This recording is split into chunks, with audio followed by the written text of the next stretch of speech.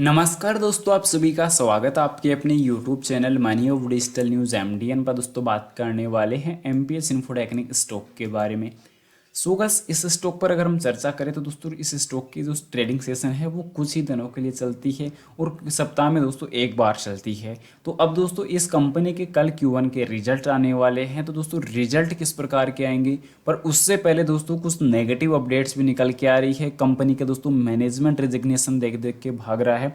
तो दोस्तों कंपनी का मैनेजमेंट आखिरकार रिजिग्नेशन दे क्यों रहा है। प्राइस पर अगर चर्चा करी जाए तो 43 पैसे पर दोस्तों लास्ट सेशन क्लोज हुआ था और लास्ट सेशन दोस्तों कंपनी का 5 अगस्त को चला था। 5 अगस्त का दोस्तों लास्ट सेशन है जिसमें दोस्तों मार्केट में तेजी हमें नजर आई थी। पर अगर हम बात करें दोस्तों इस स्टॉक की ट्रेडिंग सेशन की तो दोस्तों सबसे पहले लास्ट एक महीने की हम चर्चा करें तो 15 जुलाई को, फिर अगला जो सेशन चला 22 जुलाई को, फिर 29 जुलाई को और फिर सीधा लास्ट जो देखने को मिला मंडे को यानी कि 5 अगस्त को। अब दोस्तों कल फिर से चलने वाला है। तो दोस्तों कल इस स्टॉक में दोस्तों एक बार फिर से हमें दोस्तों उतार चढ़ाव का जो डेटा है वो अगर नजर आता है तो वो दोस्तों मायने रखने वाला है। साथ ही साथ कंपनी का जो रिजल्ट है वो भी कल आने वाला है। Q1 का जो रिजल्ट है, लेटेस्ट Q1 के जो रिजल्ट है वो कल हमें नजर आएंगे। पर दोस्तों रिजल्ट आएंगे तो दोस्तों उसकी आउटलुक्स कैसी रहने वाली है, उन चीज़ों पर सबसे पहले अगर हम बात करें तो कंपनी के पिछले कुछ रिजल्ट्स पर यहाँ पे गौर कर लीजिए। अब दोस्तों कंपनी के पिछले 4 रिजल्ट्स देख लेते हैं। तो दोस्तों कंपनी का जो रिजल्ट्स के अंदर लॉस बढ़ता हुआ नजर आ रहा है। लास्ट रिजल्ट के ऊपर भी दोस्तों कंपनी का लॉस इंक्रीज हुआ है, जो 1 करोड़ 10 लाख का जो लास्ट रिजल्ट पर लॉस हुआ।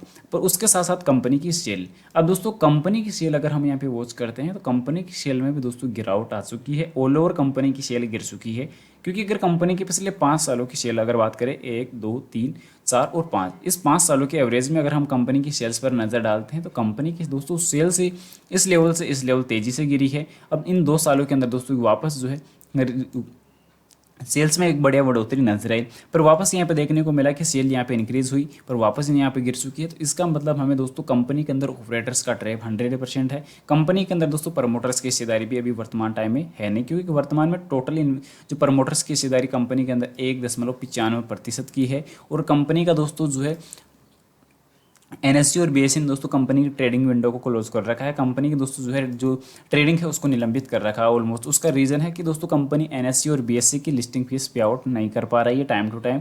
और कंपनी के ऊपर दोस्तों कर्ज की अगर चर्चा करें तो कंपनी का 31 करोड़ का कर्ज रहने वाला है, क्योंकि कंपनी का दोस्तों लास्ट Q4 के रिजल्ट के बाद कर्ज में बढ़ोतरी नजर आई है। उसके बाद साथ ही साथ चर्चा करें कंपनी के फंडामेंटल्स के लिए तो कहीं ना कहीं कंपनी के दोस्तों कुछ नेगेटिव थ्रेड्स निकल के आ रहे हैं। उसमें देखने को मिल रहा है कि कंपनी का जो रेवेन्यू है वो 3% गिर चुका है। कंपनी का नेट प्रॉफिट इंक्रीज नहीं हो रहा है। ऑपरेटिंग प्रॉफिट जो है अभी के टाइम जनरेट नहीं हो पा रहा है। तो कंपनी की नेगेटिविटी यहाँ पे देखने को मिल रही है। साथ ही साथ कंपनी की में वॉल्यूम की अगर हम चर्चा करें दोस्तों लास्ट एक मंथ की अगर हम प्राइस पर अगर हम चर्चा करें दोस्तों एक वीक के अंदर कंपनी का नेगेटिव रिटर्न कुछ है नहीं, शून्य रहने वाला है। लास्ट एक मंथ के अंदर 5% पॉजिटिव रिटर्न, पर लास्ट 3 मंथ में 20% पर, वहीं सालाना तौर पर कंपनी का 16% रिटर्न गिर चुका है। तो इसका मतलब ऑल ओवर कंपनी के अंदर दोस्तों जो है मार्केट की जो क्रेज है वही देखने को नजर आने वाली है। तो अभी कंपनी का जो डेटाबेस है वो कुछ पॉजिटिव है नहीं। उसके बाद अगर हम चर्चा करें कंपनी के चार्ट पैटर्न के ऊपर तो कंपनी का चार्ट पैटर्न दोस्तों एक दिन के चार्ट फ्रेम के अनुसार मैं आप लोग के साथ शेयर कर रहा हूँ। तो उसमें कंपनी का चार्ट फ्रेम पर दोस्तों लास्ट सेशन पर वॉल्यूम इंक्रीज होती हुई नजर आई थी। पर यहाँ पे 29 जुलाई को जो वॉल्यूम निकल के आई थी उस वॉल्यूम पर दोस्तों कहीं ना कहीं अगर चर्चा करें तो इस वॉल्यूम के मुकाबले दोस्तों लास्ट 5 अगस्त को जो वॉल्यूम थी उसमें दोस्तों गिरावट रहने वाली है। तो ये चीज़ें कहीं ना कहीं दोस्तों अभी के टाइम कंपनी के फंडामेंटली और टेक्निकली डेटा पर दोस्तों काफ़ी कमज़ोर रह सकती है और उसी की बदौलत कंपनी में दोस्तों लोअर सर्किट हमें देखने को नजर आने वाला है। और साथ ही साथ कंपनी में बात करें दोस्तों कंपनी के जो नेगेटिव थ्रेस्ट निकल के आए थे उसमें दोस्तों कम से निकल के अगर हम बात करें तो कंपनी के अंदर वीकनेस ज़्यादा है और दोस्तों जो मजबूती है वो कम नज़र आ रही है। कि कंपनी की decline revenue every quarter for the fast for 2 quarter result, यानी कि कंपनी के जो लास्ट रिजल्ट निकल के आए तो उसमें एक बार फिर से कंपनी के रेवेन्यू में गिरावट नजर आई है। साथ ही साथ कंपनी की बुक वैल्यू पर शेयर में दोस्तों अगर देखा जाए तो कंपनी की बुक वैल्यू में दोस्तों पिछले 2 सालों से गिरावट रहने वाली है। वर्तमान कंपनी की बुक वैल्यू दोस्तों ₹1.14 की रहने वाली है, जिसको काफ़ी ज़्यादा गिर चुकी है। साथ ही साथ कंपनी के बेसिक में बात करें तो कंपनी की EPS रेट नेगेटिव रहने वाली है। कंपनी की ROC और ROE दोनों नेगेटिव है। कंपनी की फेस वैल्यू ₹1 रहने वाली है। उसी के बदौलत कंपनी कंपनी के दोस्तों इंडस्ट्रीज भी अभी काफ़ी कम देखने को मिल रही है, 37.5 की देखने को मिल रही है, पर कंपनी की स्टॉक्स भी जनरेट नहीं हो रही है। इसका मतलब कंपनी के अंदर कुछ नेगेटिव थ्रेट्स निकल के आ रहे हैं, कुछ ज़्यादा स्ट्रॉन्ग नेगेटिविटी इस कंपनी के अंदर नजर आ रही है, तो इसकी वजह से कंपनी के अंदर स्टॉक्स भी जनरेट नहीं हो रही है। तो कंपनी के कल रिजल्ट दोस्तों नेगेटिव आने की उम्मीद है। अभी कंपनी के पास देनदारी जो रहने वाली है 51 करोड़ की रहने वाली है। कंपनी के टोटल असेट निकल के आ रहे हैं 485 करोड़ के। एनुअल प्रॉफिट दोस्तों कंपनी का 3.5 करोड़ का गिर चुका है। पिछले एक साल के अंदर कंपनी को 3.5 करोड़ से अधिक का जो लॉस है वो नजर आया है। तो अभी कंपनी के अंदर दोस्तों इन्वेस्टमेंट करने के लिए दोस्तों पॉजिटिव डेटा है नहीं। पिछले एक साल के अंदर कंपनी ने सिंगल 5% का रिटर्न पे आउट किया है।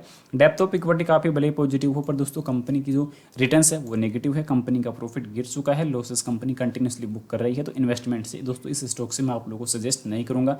जैसे दोस्तों कंपनी में आगे चलकर मौका मिलता है तो दोस्तों अपने स्टॉक को रिकवर कर होता है, तो दोस्तों कंपनी में अपने इन्वेस्टमेंट को रिकवर करके अपने प्रॉफिट को बुक करके एग्जिट करने की सलाह सजेस्ट करूंगा। फिलहाल इस चीज़ के लिए और को दोस्तों जानकारी होने वाली है नहीं। फिलहाल उम्मीद करता हूँ जानकारी पसंद आई होगी। पसंद आई वीडियो को लाइक कर देना, चैनल पर नए हो दोस्तों चैनल को जरूर से सब्सक्राइब कर देना और जानकारी को ज़्यादा से ज़्यादा शेयर जरूर से कर देना। और आपकी नज़र में कोई पेनी स्टॉक हो तो उसकी जानकारी कमेंट में पिन कर देना, एनालिसिस करके आपको जल्दी बता दिया जाएगा। मिलते हैं नेक्स्ट अमेजिंग वीडियो के साथ, तब तक के लिए इजाजत दीजिए। जय Shri Krishna, thanks for watching this my video. जय हिंद, जय भारत, वंदे मातरम।